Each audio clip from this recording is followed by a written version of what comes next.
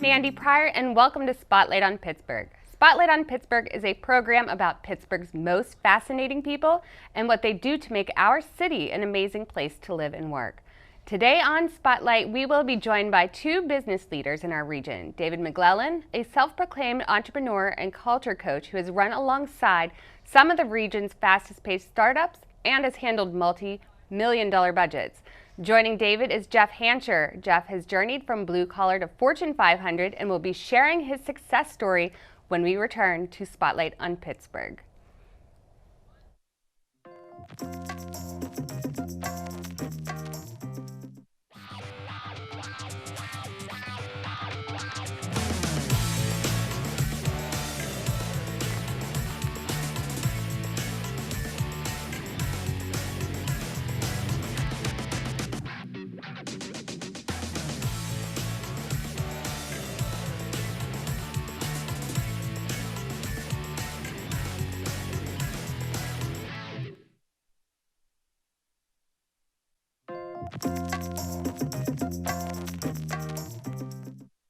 All right, we are back on Spotlight on Pittsburgh with David and Jeff. Thank you so much for joining me today. Of course, so good to be here. It's an honor. Yeah, absolutely. So let's get right into it. Let's. Jeff, tell me a little bit about yourself.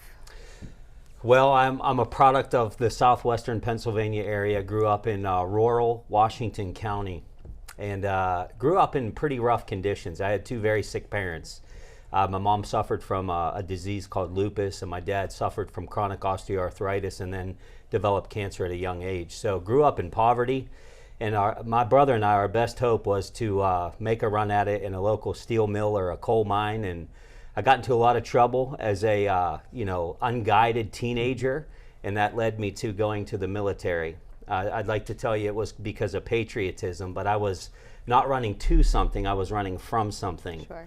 And upon departure of the military, I was just looking for a job to get me between that transition to college. And I started as a truck driver at a company called Cintas Corporation in 1996. Well, everything got put on hold. I ended up staying there 24 years and rose to the ranks of executive leadership in that company. And then in 2019, I branched off and chasing my dream and my passion to help other leaders reach their fullest potential through Jeff Hancher Enterprises, and it's been an amazing run so far. I'm loving it. Great.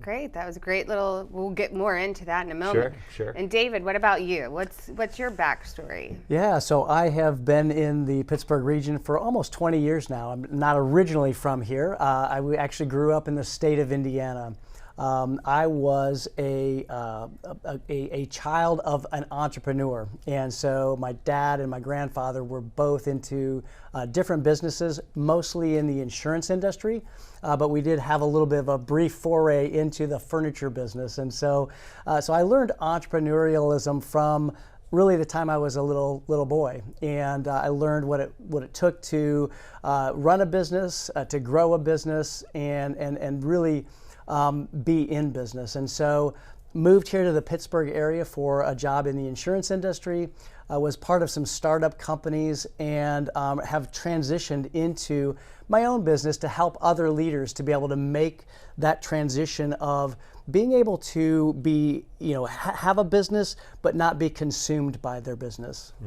Well, and it's hard not to get consumed by your business. I mean, every day I say, people are like, how are you doing all that you're doing? And I said, well, I, find times and try not to and take breaks and as much as I can. So, some of the stuff that's going on now is people are still starting businesses. We're coming out of COVID. So what have you seen in the business industry as of now, coming out of COVID? Are you seeing things growing? Are you seeing things stagnant? Like what do you think that you're seeing out there? I mean, there's a host of different things, and David and I are in the same space, and we support each other in the community of leaders that we serve. And I think it's been a journey, a phase of a journey. The onset of the pandemic versus where we are now is a lot different. In 2021, we saw all the people leaving their jobs. So there was a lot of employers that were fighting for labor, fighting for talent, fighting to retain employees. And we're still seeing that coming into this calendar year as well, where turnover is higher than it's ever been. Trying to attract labor to your organization is harder than it's ever been. And combine that with inflation reaching all-time highs, it's causing a lot of pressure on executive leaders and entrepreneurs. So if I were to tell you where's the opportunities, there's plenty of them, but I would say those are three that I help my clients with the most, things that I speak on the most as well. Those are three things that almost every leader is fighting through right now. And so how are people retaining, how are people attracting to their companies? Where are you seeing the growth? What are you seeing work? I think it's really, employment branding is huge. And our team helps a lot of companies with employment branding. Where I think the watch out is for a lot of leaders is that they have focused so much on attracting talent that they forgot to retain it. And so retaining talent is as important or maybe even more important than attracting it. Both are critical. But we can't focus so much on just attracting talent that we lose sight of what we have. There's one thing to say, what have I lost? That is a mindset. But there's a whole nother mindset to say, what do I have left? Because the people that have stayed, typically they're going to be loyal. What can you work with what you have and what can you do? As far as this employment branding and this recruiting, I'm a big advocate of passive candidates. Going after the candidates that are already employed and already happy what they're doing. And there's a whole strategy that goes into doing that, but there is definitely a fight for it. One of the biggest mistakes we're seeing right now, though, in this labor drive is that all of these salaries are going extremely high. I think that's very cautionary for companies because you're going to live with those high salaries once inflation comes down. So I'm recommending to companies, think of things like sign-on bonuses or incentive-type pay so that you can ride the storm once inflation comes down. Yeah, that makes complete sense. I mean, I know that I'm in the marketing industry, and they would say remarketing your, people who've worked with you before is going to bring back more than, if you're going out there trying to get a new client. It's so that makes sense with employees too. If you're focusing on who you've had or who you have now, the other employees should come because they hear it's a great work culture. They hear it's a great place to work. So that's really, word of mouth. Have your employees help you to retain more people. For sure. What about you? What have you seen out there? To Jeff's point, excuse me, got a little scratch in my throat here. To Jeff's point, culture is a huge thing.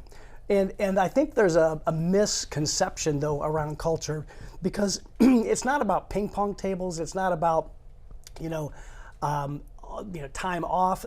Although that's important, it's really about behavior. And it's really about having an environment that is high performing, but also people centered. I think what we're seeing now is a transition away from the industrial era that a lot of us grew up in. Yeah. And now we're in the knowledge era. And so I think we have to focus on individuals and focus on the behaviors of our individuals to be able to drive performance and also be able to attract those high performers in the business that we're leading. And what industries do you see growing right now? Man, I think everything right now. So I serve a host of different clients. I don't have a single client that's not in growth mode. Yeah. I'm not an industry-specific consulting firm. We don't discriminate. We're here to help everybody. Sure. And so we have everything from med device to insurance to real estate and everything in between. I don't have a single client now that's not in growth mode. And I think everything is on the uptick. I think inflation has changed the game a little bit and how you approach that. But I don't have a single client right now that's not in growth mode. I don't have a single client right now that's not in the quest for talent. And so I'm seeing it across spectrums. I think it's important too, we've seen the rise of the entrepreneur through the pandemic. Solopreneur is huge right now. And so there's a fit really for everybody. So many times though, we get crippled by a lack of confidence, whether it's in a business leader or somebody that wants to branch out and run as an entrepreneur. We get crippled by, well, where is my place in this? And that self-confidence or the lack of it. And I think of a quote by Marcus Garvey where he said, if you lack confidence, you're twice defeated in the race of life. But with confidence, you have won even before you started. So we're seeing this rise, but so many times as leaders, especially startup companies, we can start focusing on the problem. High turnover, labor's at an all-time high, inflation is going through the roof, and we're talking about why we can't. When what we need to be talking about is how can we seize the opportunity? Because in my experience, probably in most of our experiences, we have found that in the face of the biggest adversity, the biggest opportunities are created. And when we can, as leaders, as entrepreneurs, look at the problem and say, I can be a solution to it, it changes the entire game. And that's what we spend a lot of our time doing, is helping companies and leaders find out what that is for them. How can you serve the problem? How can you become a solution? When we can do that, then the adversity becomes our friend. And that's a great opportunity now in the rise of the entrepreneur. Well, and I think, especially if you're an established company, you kind of have tunnel vision. You've been doing it the same, you're going through the same, it's all, so now that everything's kind of changed, they still want to do the same thing, but it's not working. And I definitely think mindset's behind it. I definitely think being open to opportunity, thinking, I hate to say outside the box, because even saying that is not outside the box. Right, but right. What do you think? Like, what do you see out there in terms of people growing and the push right now? Yeah. To Jeff's point, all of the problems that our businesses are facing can be really opportunities. I had a business owner actually just ask me the other day, how do I use culture to be able to confront inflation, labor shortages, and those things they're real problems. And I go back to looking at behaviors around culture. One of the behaviors that a lot of my clients will put into their culture statements is find a way. And when we look at that behavior of finding a way, we can ask ourselves different questions, kind of to your points. Sure. Not just outside the box, but beyond the box, and be able to look at what opportunities do we have? What does this make possible for us? And asking ourselves different questions like that will help us to address those issues. And I think that sometimes it just takes an outside force to be able to keep our mindset from being forced inside that box, and to be able to look outside the boundaries. And what do you suggest for like the solopreneurs? Obviously you're running twice as fast without much help, so you're going. What do you say to them to help them succeed, help them grow, help them see like the bigger picture? Because I think they don't know. I'm going to jump in on that. Please. Because I think that the biggest thing you described the solopreneur so well. This is going to be counterintuitive and maybe even controversial. Slow down. Absolutely slow down, because when we slow down, we can actually take stock of what are we running for. And a lot of times solopreneurs are running scared. They're like they have FOMO. They're afraid of missing out on something. But we've got to be advancing confidently in the direction of our dreams, not all across the field. We have to be really focused. And so I would say we've got to slow down, and we have to be focused. And so, if there are solopreneurs out there that are struggling with trying to do it all, stop. Trust me. Well, that's probably. Yeah. I mean, from my perspective, I want to go. My mind is constantly generating ideas, which is great. I have a new idea for everything. And my biggest hurdle, though, is planning. Like, if I want to plan something bigger than what I'm doing, instead of just doing what I know, like plan something in the long run, that's where I struggle with. Because I'm like, I want to get it done. I want to get it out. I'm very excited about it. And then I don't want to lose that motive or I forget what word I'm trying to use, but momentum. Thank you. I think, and a lot of leaders are facing that. Entrepreneurs, executives in corporate, whatever it might be. I take a lot of leaders through a simple process to get the mindset that David's talking about and to slow down. And it's simple but profound. And this is really it. As is, should be, barriers, payoff. When you start thinking about this journey, you can start thinking about strategy. As it is today, as I would like it to be, desired state, the barriers are the resistance that I need to correct. But when I do, the payoff, not only for me, but the people that I can serve. As is, should be, barriers, payoff. It's a great way to slow down and be productive versus just being busy.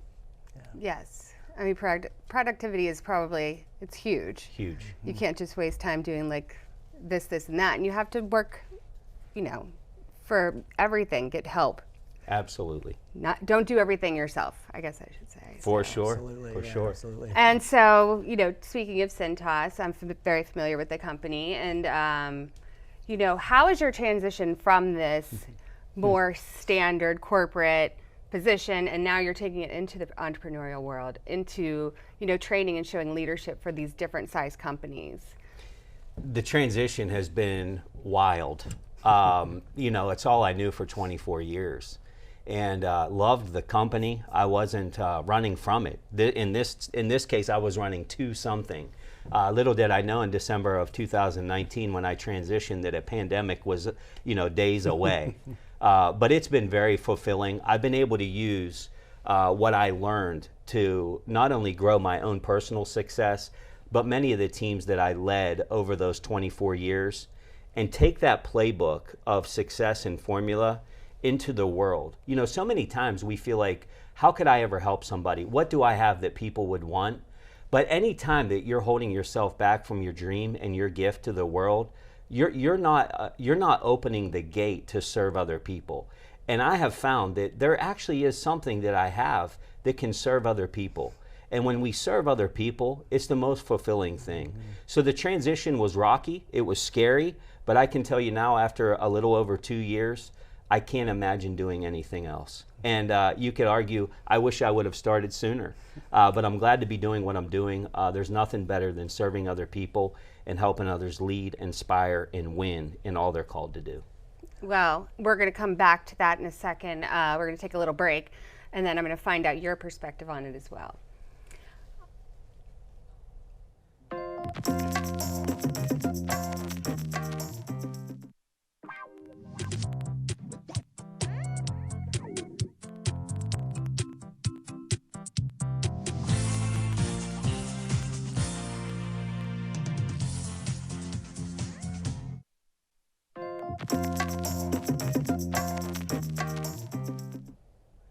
Hi, and welcome back. We are talking leadership today, and we have Jeff and David here, so I can't wait to hear more about what they have to say and how they can inspire some of our business leaders and entrepreneurs in the area in being successful in 2022. So welcome back. We're going to get started. We're going to talk a little bit about leadership and what opportunities you think that they should see out there and how they can grow as a leader. Mandi, I think that one of the biggest opportunities for any business owner, business leader, is to really create a culture within their organization. And when I say culture, as I said before, talking about behaviors, something that attracts good talent, high-performing talent. And when you focus on behavior, that is probably one of the biggest opportunities that I see working with my clients. And the thing is, too, I know there's a lot of times where business owners get caught up in mission, vision, and values. And those are all good things. Yes. But really, what it comes down to, it's how do we do our work? What are the things that we can do? And when we look at the behaviors of our people, those are the things that we can lead and we can teach and we can give feedback on. We can coach them. And those are the practical things. Mission and vision and values are these things that we hang on the wall. But when we talk about finding a way or practicing blameless problem solving, that's when we actually put the rubber on the road. And so I think that's the biggest opportunity that a lot of leaders are missing. And I think, too, that they forget that culture is a leadership function. It really is a leadership function. If they have a crappy culture, they've got to look in the mirror and look at themselves, because it's a leadership function. And so to the extent that we can create a culture that is attractive to high performers, we're going to be able to overcome some of the problems that we were talking about earlier, all of the problems that are facing business leaders today. What do you think, Jeff? It's thinking of leadership at large, not to put every leader in a box, but, I think about going into leadership for the first time, and I had this mindset that everybody was going to do it the way I did it. And there comes the slap in the face, like, guess what? They don't. Not everybody does it the way that you did it. And, sitting through, 15 years of succession planning and figuring out what is the one or two things that I see typically that hold leaders back. By and large, the biggest is challenging leadership or performance management. And this is something that when leaders get this right, they see it as a gift. This feedback, this accountability. And sometimes leaders, when they're told, hey, you got to get better at this, what they do is they pull out the big stick and just start clubbing people. Yeah. I'm going to make you bleed into submission. I'm not going to be bullied anymore as a leader. I'm the new sheriff in town. I'm going to make it happen. We can't take withdrawals from people without making deposits. Deposits are the expectations that we set. We have to remember that as a leader, you have to earn the right to hold people accountable. You can't just come in with this stick.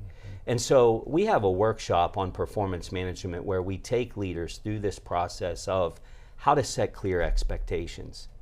Can you imagine leaving the studio and driving on your way home and getting pulled over for speeding, and there was never a speed limit sign posted and you didn't even know what speeding was?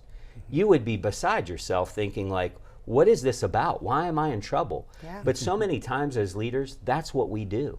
We just start handing out speeding tickets and people didn't even know it was a crime. They were doing something wrong. They had no idea. And the biggest thing is that leaders really don't know how to hold people accountable. So we teach leaders, how do you set clear expectations? And then when the tough conversation has to happen, and it's not if, it's when, then we see that feedback as a gift versus, a prison sentence.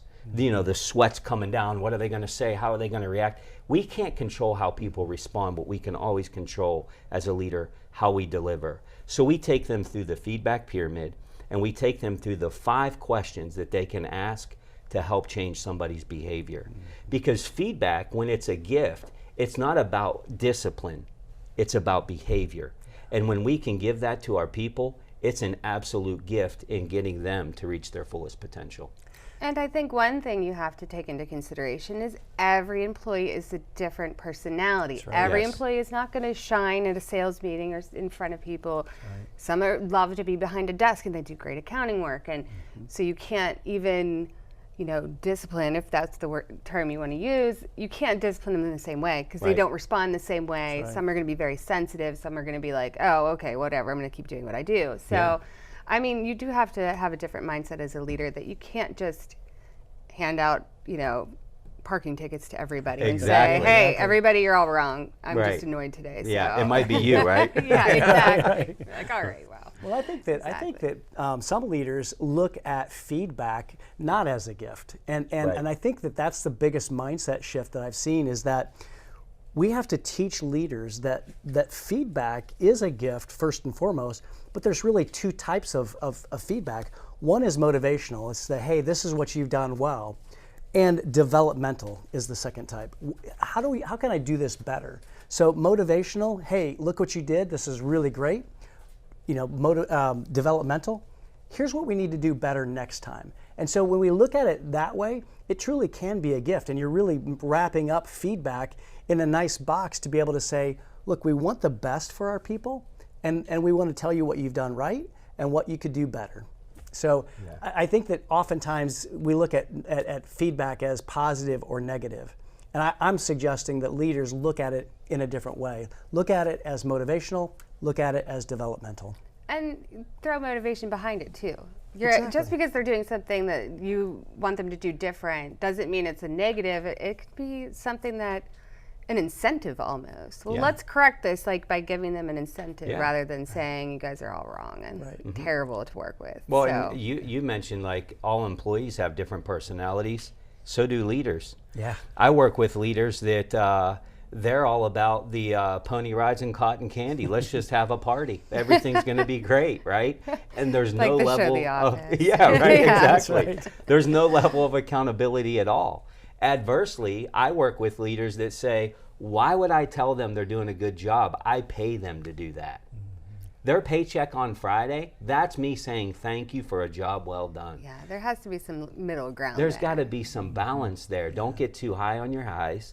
Don't get too low on your lows. Right. And sometimes the risk we have as a leader, especially new leaders, is I have arrived. I now have the corner office, I have the title, and I'm going to call the shots around here. That's appointed authority. Appointed authority never captures magnetism. Earned authority. Earned authority captures magnetism. Look no further than a Martin Luther King. What was his title? What was his org chart like? He didn't have one, but people chased after this man because of his vision and earning the right to have followers. As leaders, we have to keep in mind that you will teach what you know, but you'll attract who you are.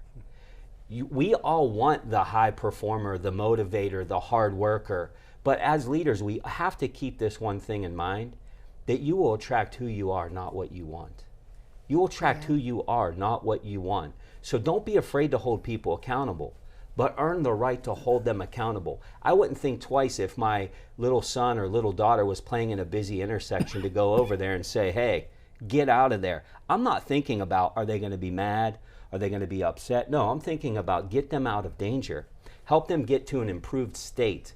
That's a gift as a leader. When we see it that way and we genuinely care about people's growth and performance, not only does it help them as individuals, but it lifts the whole organization.